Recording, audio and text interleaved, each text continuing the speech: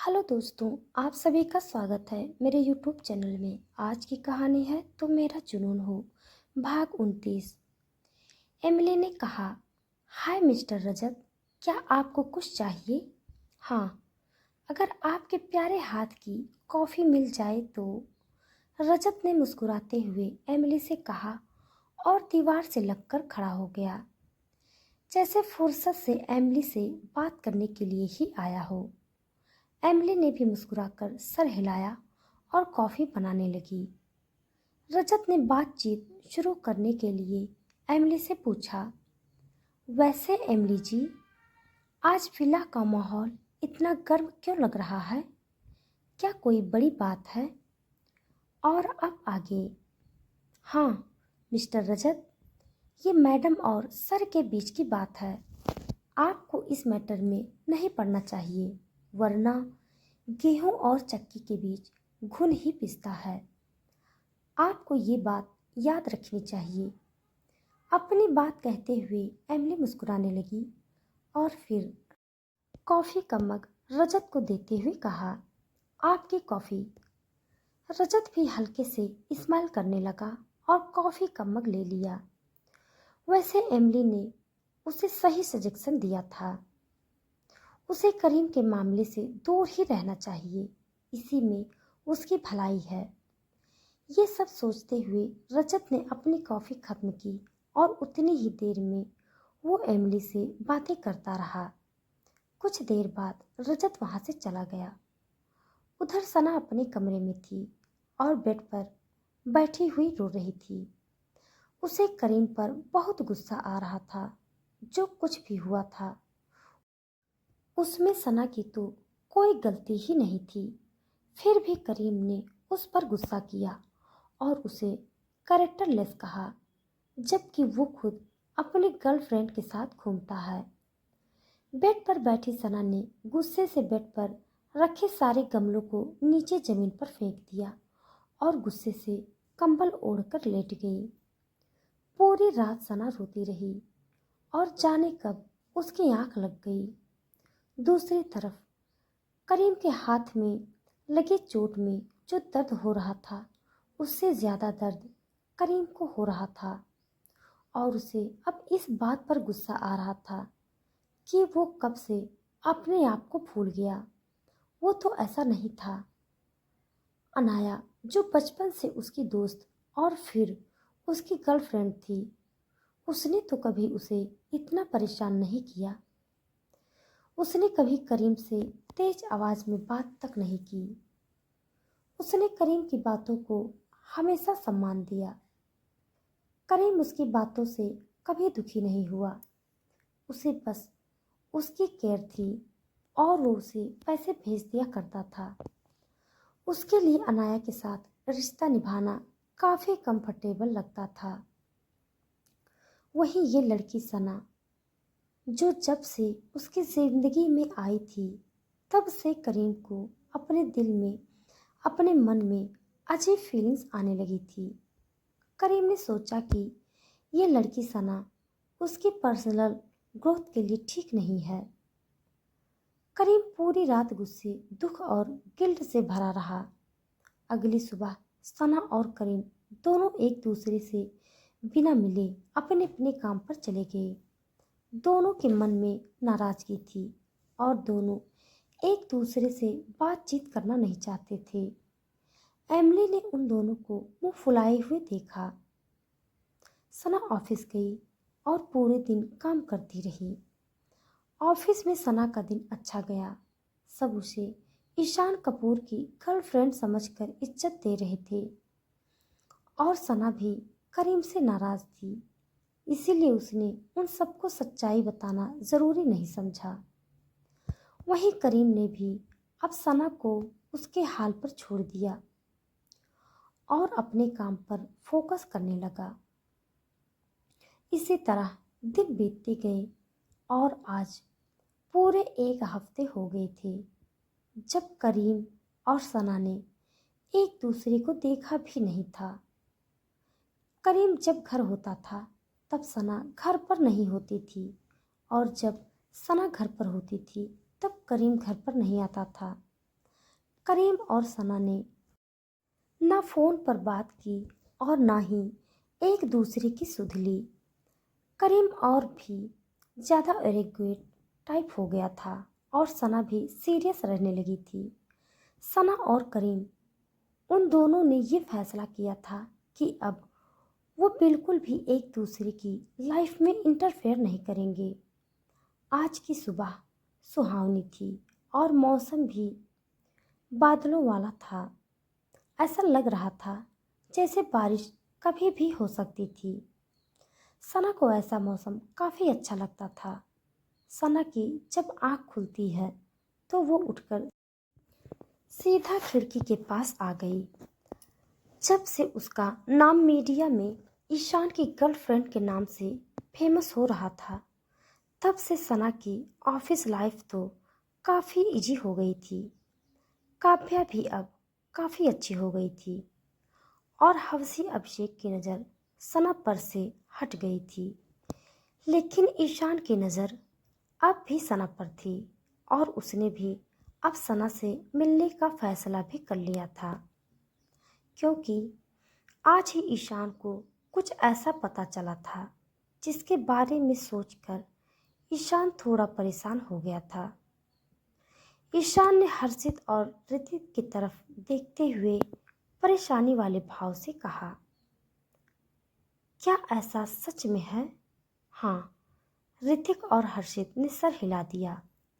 उन दोनों के सर हिलाने पर ईशान खिड़की के पास चला गया और उसने कहा, अगर बात ऐसी है तो मुझे लगता है कि मुझे सना से मिल लेना चाहिए, वरना उसके लिए अच्छा नहीं होगा।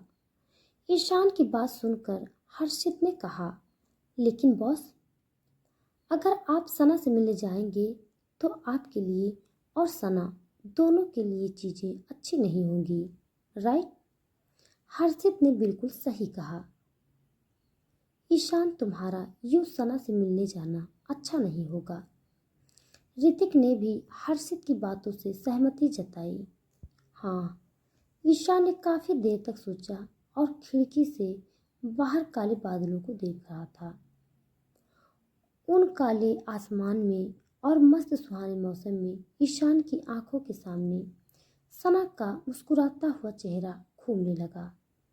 ईशान ने उसकी मुस्कुराहट को देखते हुए हर्षित और ऋतिक से कहा, मैं नहीं जानता क्या हो सकता है और क्या नहीं, लेकिन मुझे इतना पता है, इंसानियत के नाते मैं उसे मुसीबत में नहीं छोड़ सकता। अगर ये बात सच है तो ईशान ने बात खत्म की और वहां से बाहर चला गया। उसी वक्त ऋतिक ने उसे रोकने की कोशिश करते हुए ईशान के पीछे जाते हुए कहा, लेकिन ईशान, मेरी बात तो सुनो, कम से कम तुम अकेले नहीं जाओगे। रुको, मैं भी आता हूँ। ईशान ने ऋतिक की बात नहीं सुनी। वो अपनी ब्लैक कलर के लग्जरी कार में बैठा। ऋतिक और हर्षित उसके पीछे आए, लेकिन उससे पहले ही ईशान ने अपनी कार स्टार्ट कर दी और वहां से चला गया। हर्षित और ऋतिक थक कर वहीं रुक गए। हर्षित ने हैरान परेशान होकर कहा, ये बॉस को अचानक क्या हो गया? इन्हें अचानक किसी लड़की की इतनी फिक्र होने लगी। क्या ये अब लड़कियों से दूरी नहीं रखना चाहते? हर्षित की बात सुनकर ऋतिक ने उसे घूर कर देखा और कहा, हाँ, कह तो तुम सही रहे हो। आज तक इसकी कोई गर्लफ्रेंड नहीं बनी, जबकि पिछले कई सालों से फिल्म इंडस्ट्री का सुपरस्टार है। कुछ तो बात है इस लड़की सना में। खैर, सना को छोड़ो और ईशान के पीछे चलो। हर्षित और ऋतिक दोनों कार में बैठ गए और चले गए। लेकिन आगे जाकर उन लोगों ने देखा कि ईशान की कार उन्हें कहीं दिखाई नहीं दे रही थी। हर्षित ने कहा, अरे, बॉस की कार कहाँ गायब हो गई? उन दोनों को ईशान की कार दूर दूर तक कहीं नजर नहीं आई। दूसरी तरफ सना रेडी हुई और तैयार होकर नीचे आ गई।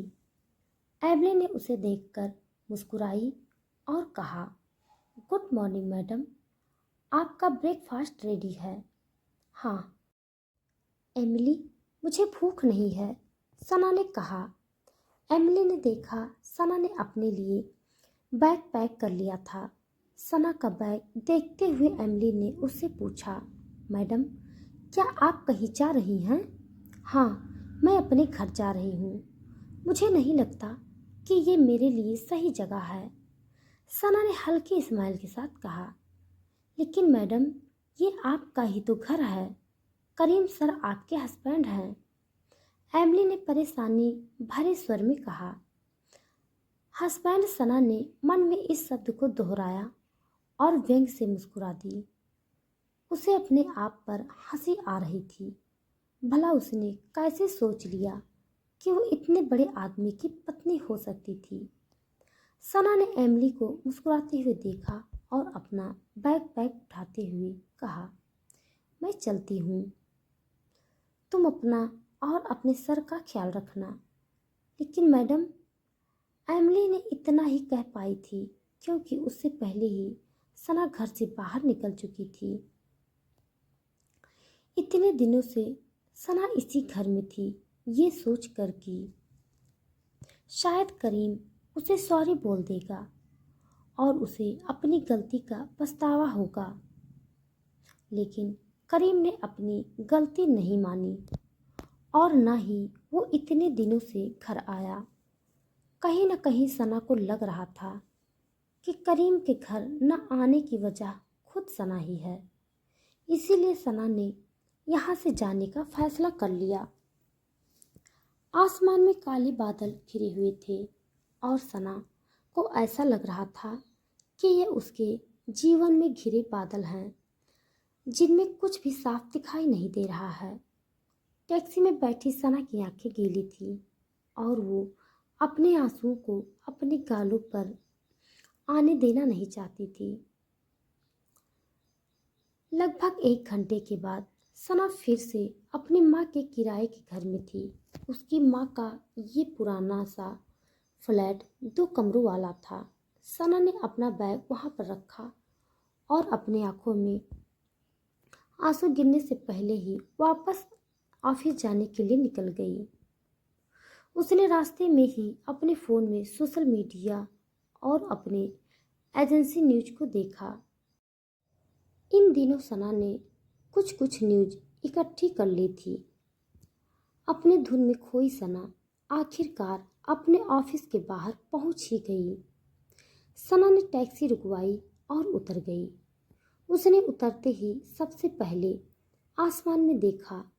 बादल अब भी वहां पर थे और भी अधिक काले होते जा रहे थे। आसमान की तरफ देखते हुए सना ने उन बादलों से कहा, तुम सब बिल्कुल मेरी तरह हो, इधर उधर भटकते हुए जिनका कोई ठिकाना नहीं होता। बादलों से इतना कहते हुए सना निराशा से मुस्कुराई और आगे बढ़ गई।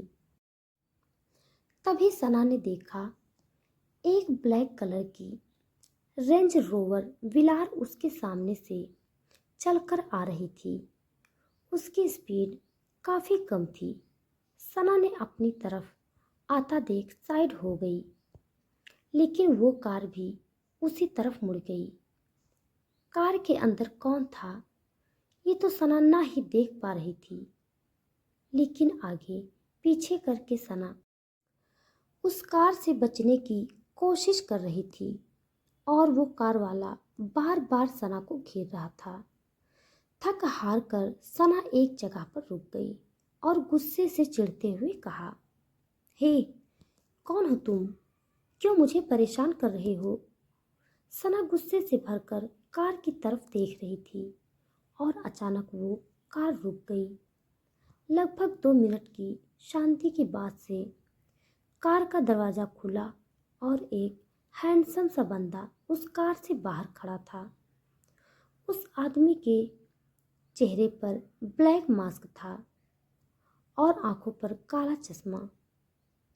उस आदमी को देखकर सना उसे पहचान नहीं पाई और उसने उस आदमी की तरफ देखते हुए कहा, हे, कौन हो तुम और मुझे परेशान क्यों कर रहे हो? सना की बात सुनकर ईशान मुस्कुराने लगा। आज पहली दफा सना उसके सामने यूं खड़ी थी और वो खुद आज अकेला कहीं किसी लड़की से मिला।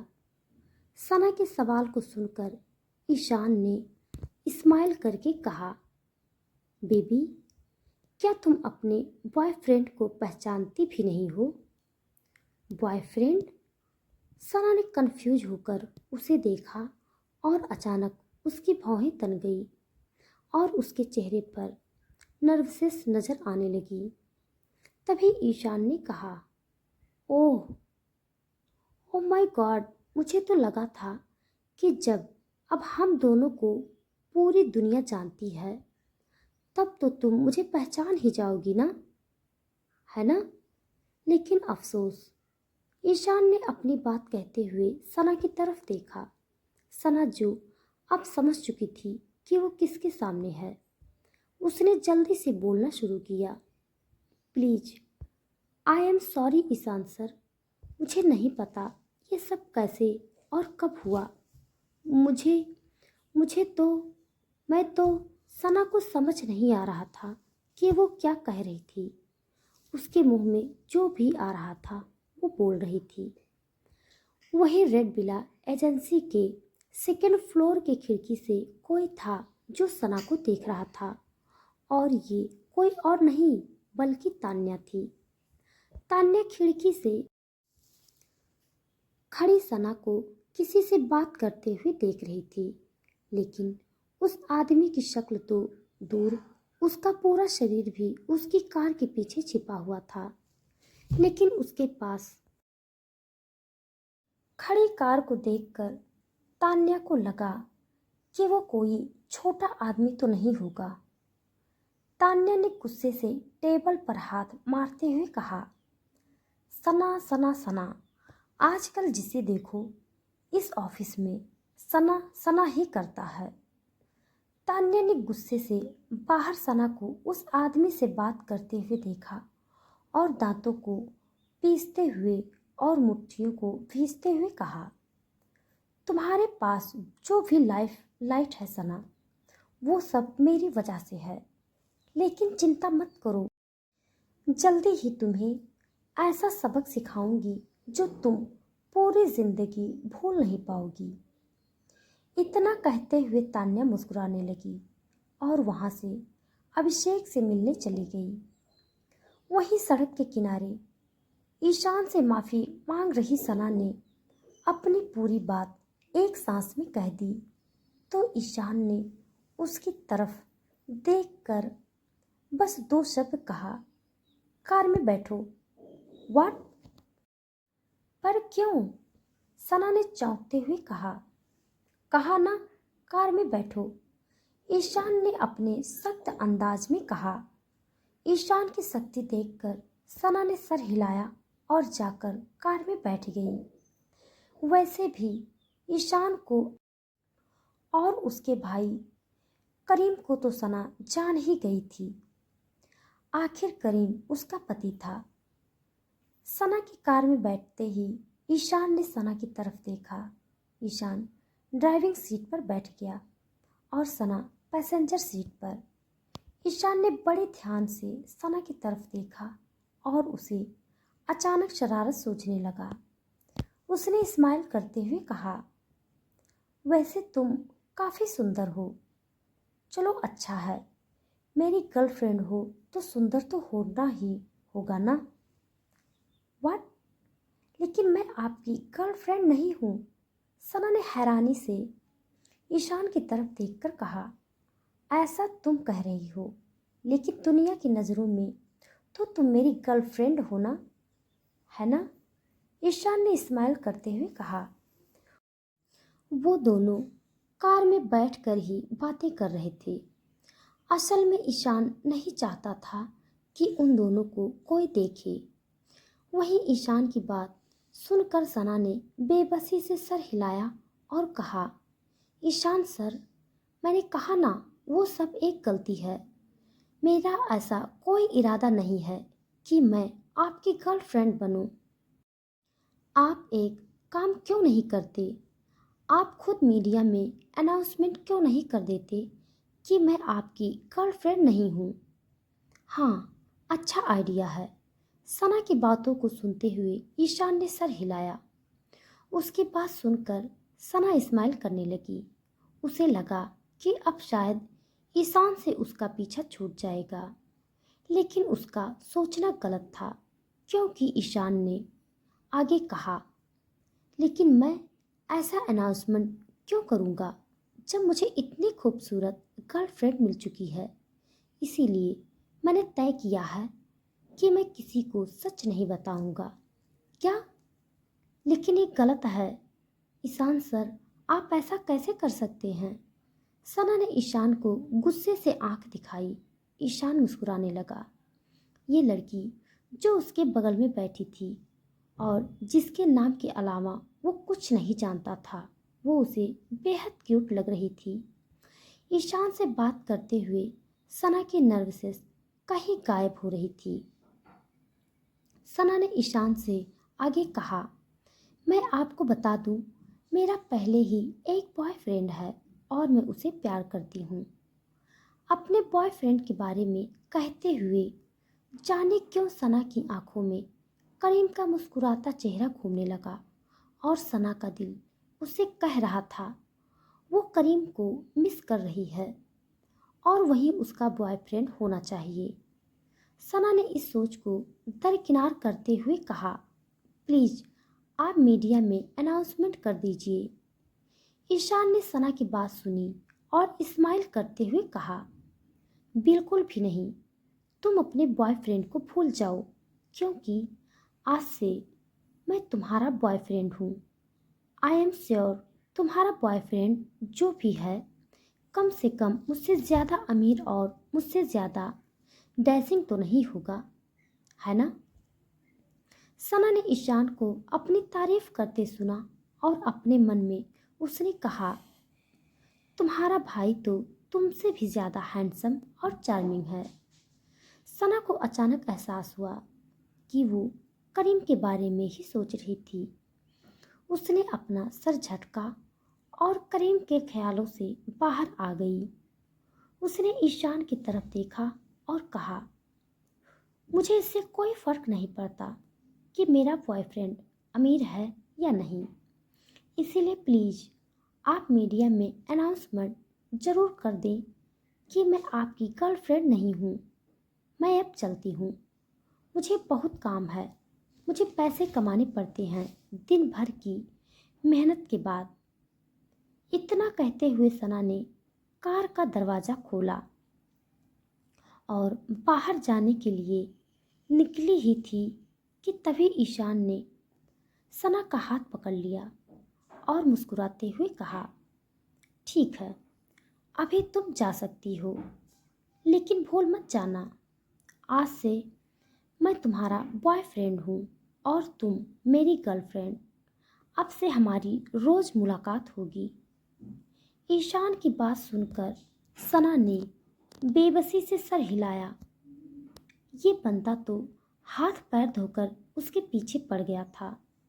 सना ने अपने हाथ को देखा और फिर दूसरे हाथ से अपना हाथ छुड़ाते हुए चिढ़ते हुए कहा, मैं आपकी गर्लफ्रेंड नहीं हूँ, आप तो पीछे ही पड़ गए हैं।